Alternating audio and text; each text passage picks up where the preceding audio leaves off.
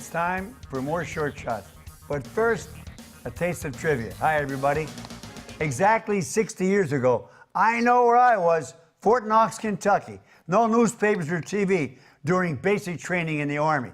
So I did not get a chance to enjoy and relish a few sports moments in time that I really would have this week in 1958.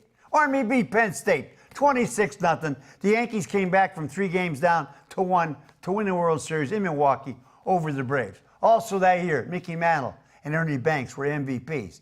Ted Williams won the American League Batting Championship at age 40, and I had not even met my future wife yet. The 1958 baseball season ended on October 9th.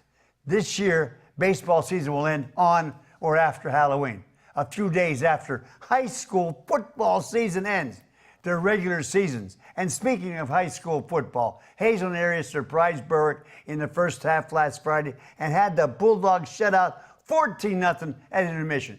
But the Dogs switched quarterbacks for the second half and scored 28 unanswered points until the Cougars scored with 13 seconds left. I did expect the Cougars to lose, but not after leading 14-0 and dominating the entire first half. They lost 28-21. 2-5 Hazelton area is at Scranton next and will be favored to win its final 3 games before going into the 6A playoffs. It does not seem logical, but the Cougars could still run the table along with 2 playoff victories to win the District 6A title. That sounds unlikely, but it could happen. And it did happen for Coach Joe Boretsky's Hazelton area Lady Cougars Golf Club, district champions, 22-2, while qualifying to the States, their first female golfer in school history. Kudos to them. Marion Catholic is also 2-5 after winning their second game in a row over Panther Valley, 30-6. What else?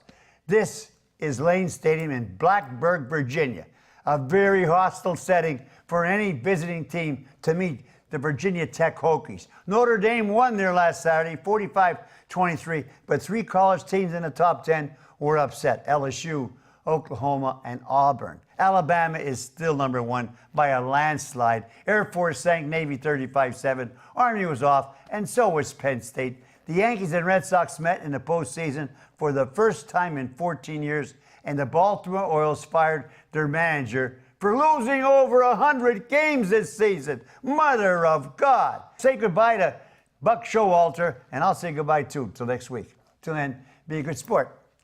And of course, stay loose.